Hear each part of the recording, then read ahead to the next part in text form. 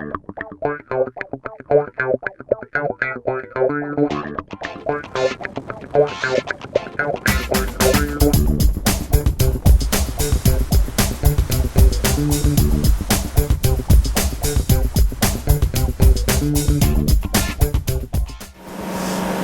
I'm Jack Haynes from Motorboat and Yachting magazine at the helm of the brand new Fairline Targa 44 Open.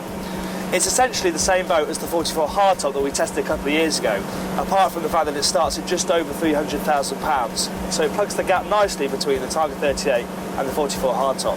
This boat is fitted with 300 horsepower Volvo D4 engines and stern drives, so let's see what it can do.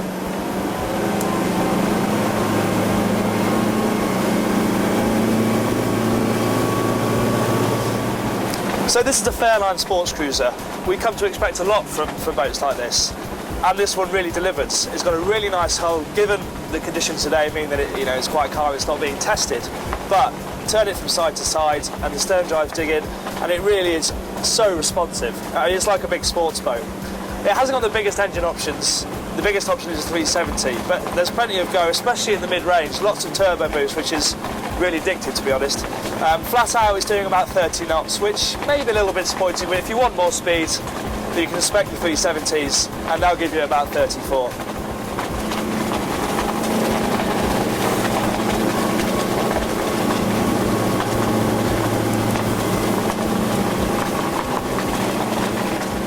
I think you'll agree she looks pretty cool out in the water, but there's a lot more to this boat than just throwing it around out at sea. Let's go and check out a place where, when the weather's like this, hopefully you'll be spending a lot of your time, the cockpit. So in the cockpit, once you've peeled back the covers, it's a really nice place to be, especially when it's sunny. It feels a lot bigger than that on the hardtop because the seating extends all the way to the transom. If that's not enough loafing room for you, the table converts and turns into a sun pad as well. What I really like are these little cupboards here, which are scattered all over the cockpit. There's another one there, and there's two up by the helm as well. Not big enough for fenders, but great for odds and ends. It's all well and good loafing around, but most importantly, you need somewhere good from which to serve your guests food. And there aren't many better than this wet bar that Fairline supply. First of all, just look at this lid. It's verging on super yacht worthy. No GRP here. Great big thick piece of natural wood. It's really lovely, as is the same on the front of the fridges. It may be concealed when the lid's down, but there's actually a really good handheld under here as well. This is actually a really great part of the boat. Not only is it raised, so you've got a really good view, but it means that instead of lounging back aft in the cockpit, everybody is up here, so when you're going along, the skipper is on his own. Most importantly, there's a mini chaise longue here as well to catch some rays.